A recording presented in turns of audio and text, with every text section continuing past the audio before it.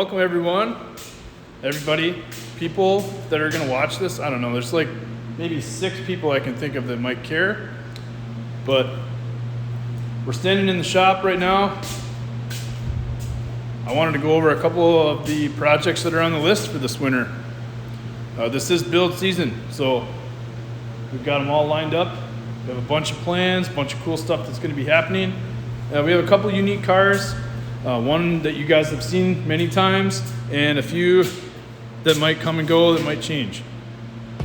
So first thing on the list for this winter is this guy right behind me. It's a 1973 AMC Hornet. Currently has a 304 V8 in it. It's owned by a good friend of mine. He bought it last winter. Spent the winter redoing the brake system, getting the thing running and driving a lot better, fixing the carburetor. There's a couple of bushings in the suspension, stuff like that. And then he drove it everywhere all spring, summer, and fall. We took this to a bunch of car shows, drove all over town. So he's put quite a few miles on it. But the plan is, the drunk camera operator can figure this out. The plan is, this right here is an AMC 360 that should drop right in place of the 304. So we're hoping that we can take all the good bits out of this car, as far as the camshaft, long tube headers, carburetor, lifters, valve springs, push rods, all that stuff. We can swap it right into this 360 and hopefully get rid of this trash distributor here. I hear these plastic vacuum advance modules tend to leak and cause problems, so that thing will go in the garbage. But we'll use every salvageable good part off of the 304. We're gonna put it all in the 360 and shove it right back in. Hopefully, the 56 more cubic inches should make a difference. This thing should do some burnouts and actually be able to grunt against the, I think something like 273 rear gears. So we're hoping with bigger engine, it'll make more torque, and that thing should do burnouts like it should have the whole time. So after that, on the books is not this car right here, but the little guy in the corner. A couple of you have seen that car. That's my 1972 Datsun 510 Wagon. We picked this one up, I don't know, a few months back. And it's pretty clean. Obviously it's got some patina, needs a little bit of work, a little bit of rust work, nothing too terrible. But the main thing it's missing is an engine. So for this car, the plan is, I'll show you right over here. Plan is to stick this K24DE and 5-speed transmission in it. And then of course, anybody who knows me knows everything I have is usually boosted. So that engine is getting some sort of GT30-ish turbo. It might be an eBay one, it might be a legit Garrett one, who knows. The goal with that car is maybe 300 wheel horsepower on E85. For a car that weighs 1,800 pounds, it should move pretty well. So the other car in here right now is this one, my 1965 Oldsmobile F85.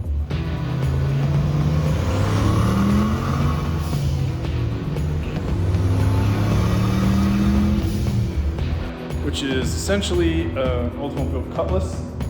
It shares the same body tub as like a Chevelle, same frame, same suspension, pickup points, all that stuff as a Chevelle. So this car is an LS car, so it's an LS and a 5-speed. It's an AR5 out of a Colorado pickup with a Fabit kit. And this is actually the second transmission that's been in this car. The first one is over on, well, on the ground over there. You might be able to see the input shaft sticking out of the box there. I exploded third gear on that transmission, so put another one in. This transmission held up for almost 2 years. Several trips to the track, dyno tuning, lots of road trips, tons of burnouts. So Definitely a strong transmission and a great option for anybody looking for a budget 5-speed for a muscle car or a swap car or anything like that. I've seen a lot of guys use them in drift cars too. They're cheap, they're abundant, and they're pretty darn strong unless you drive like a jackass.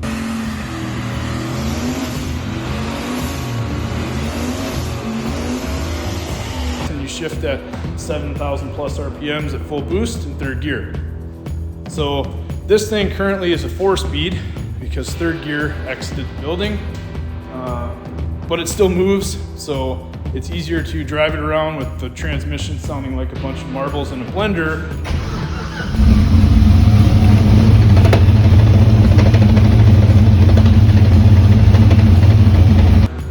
Than push it, because it is a heavy car.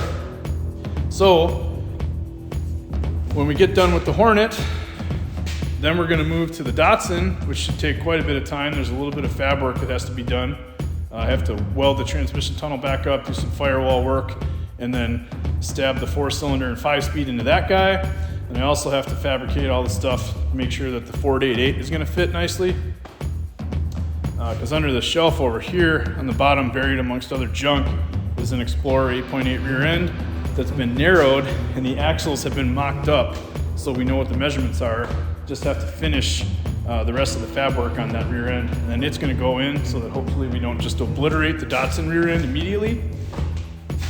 And then when both of these cars, both of the lighter green cars are done, we're going to move to the darker green car, and we're either going to put a strong manual transmission in there because it is a stick car. I'd like to keep it that way. Or if we want to get serious and race it a little bit faster, maybe we'll go auto. So who knows? We'll tackle that when we get there. Hopefully I can put that off and swallow my shame a little bit, breaking another transmission. The last vehicle that may or may not end up being a swap vehicle is parked outside. That's the massive Isuzu pickup. That's right, there is no model, it's a pickup. That one is a 3.1 V6 5-speed car. It's 4-wheel drive that works. It's pretty cool. It's got 1.5 million miles on it, but it runs pretty good. If pretty good means stumbling at idle and having 0 horsepower, but it still shifts and it stops, and you can put junk in the bed, and who cares about getting it dirty or leaving it outside. So that's kind of a very short, very brief overview on what's going to be happening in the short term in the shop here over the next few months while we wait out the snow. It snowed just a little bit here last night, but not very much. But we know that it's coming and the cold temperatures are going to come with it. So this is basically a glorified distraction because the weather sucks in this state. So for today, the plan is to shift the shop around a little bit. I want to move a couple of cars to give us some more room to work on the Hornet here. And I think what we'll do is we'll begin tearing this thing down to pull the engine out. So draining the radiator, ripping the accessories off maybe. Maybe, like I said, positioning it a little bit better so we can get the cherry picker in here. And who knows, if we get really motivated, we might just blow the motor mount bolts out and undo the torque converter bolts and yank this thing out. Who knows? We'll see how motivated we get. I got the owner of this car is coming by in a little while, so we're gonna put a game plan together. The swap should be pretty straightforward. You know, it's an AMC into an AMC replacing an AMC. So everything should transfer over 1-to-1. I believe the external architecture of the block is exactly the same from a 304 to a 360, so it shouldn't be any problem swapping it out. Unless there's something that I'm missing, and I'm not an AMC guy. So if any of you guys are AMC people and you see something glaringly wrong with this, please let me know. Or if you know, whatever, comment something, send me a message, whatever. I'd really like not to up right out of the out of the gate. So, or should I say, I'd really like not to screw this up. Anyways, I think what I'll do is I'll put you guys down, put you over on the bench so that you can watch a little bit of the chaos, moving cars around and moving stuff around to create a little bit of room. And we'll pick back up maybe when we get working on the Hornet here. Right. It's shitty audio because they don't have the mic on or anything. When the furnace is running, all you hear is the fan. Right. You know, people on YouTube are just going, the audio's terrible. Oh, that's good.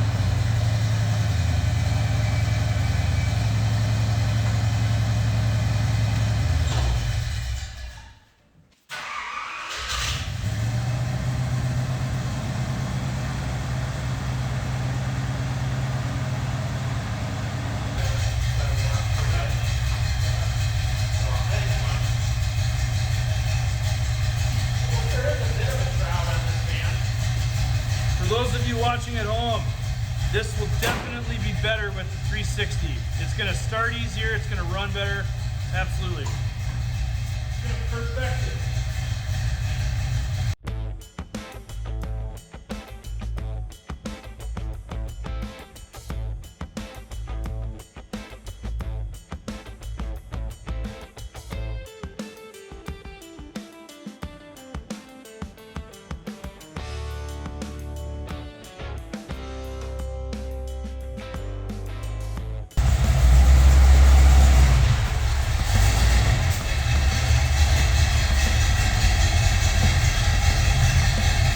That should work better.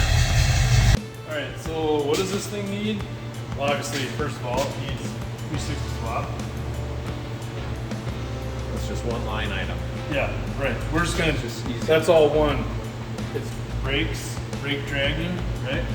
Yep. It's floor pan patch. Lower the front end.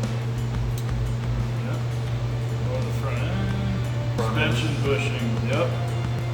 Might have to also look at the carburetor a little bit more. Put a question mark there because it might be good. We did rebuild that carburetor, but it still runs like shit on that 304. So I'm thinking that just simply engine swapping it's going to fix everything. But if it doesn't, we may have to revisit that carburetor. All right, first step, engine swap in any vehicle, probably take the hood off. Steve had mentioned, a good idea when you're taking the hood off the car, to save you a ton of time when you put the hood back on, if you ever get to that step. Most of us take engines out and the car sits on jack stands until we sell it. But for us, the goal is to actually put this hood back on someday. To save time, we're going to trace the hood brackets on either side with a Sharpie. That way, when we put the hood back on, we can line it up exactly where it is right now, so that we don't have to spend 2 days adjusting the body gaps to make this thing look presentable.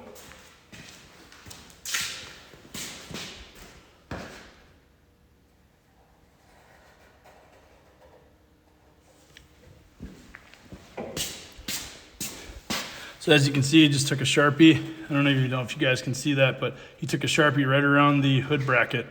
We're gonna do that on either side. That way when we pop these bolts and move the hood off, we'll have an indicator of exactly where to put it. That's the pretty Datsun right there. That thing probably gets the best gas mileage out of any car I own right now.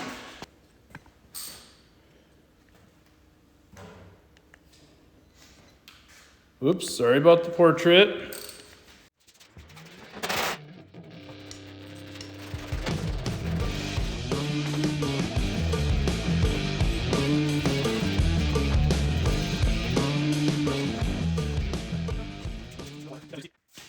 Okay, hood's off. So I'm gonna pull the battery out and maybe see if we can't get the radiator to drain. It has a petcock, believe it or not. But that, we're reasonably going to suspect that this is the factory radiator, so the petcock actually opening and draining is less than likely, but we're gonna try it anyway. All right, we'll get you guys in here so you can see what we're up to.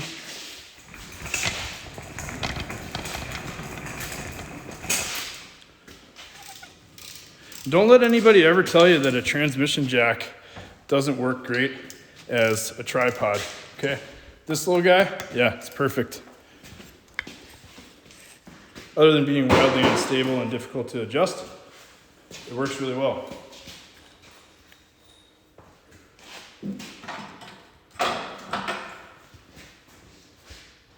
All right, so loosening the alternator and the power steering pump so that we can get the water pump pulley off. It has this giant spacer on here for the mechanical fan. We're worried that that's going to contact the upper core support when we rip this thing out.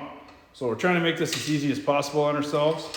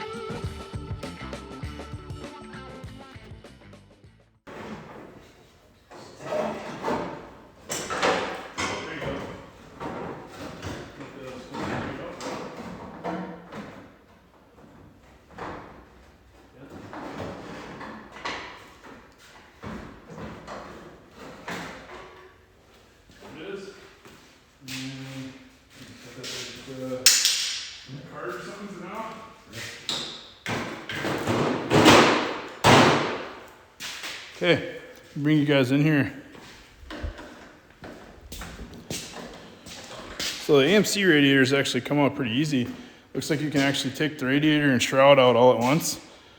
And Steve figured it out where all you have to do is shove the radiator to one side and tweak it a little bit and pull it back over here. You can actually get it down inside this, behind this little flange here. And then you can pull it straight out with the shroud still on it. So, for those of you who don't know about AMC radiators out of a Hornet. All right, that's where we're gonna conclude this episode. I know we didn't get much done. I'm filming this outro like 2 months later. That car is currently under a cover, and the replacement engine that we were gonna put in there is blown up.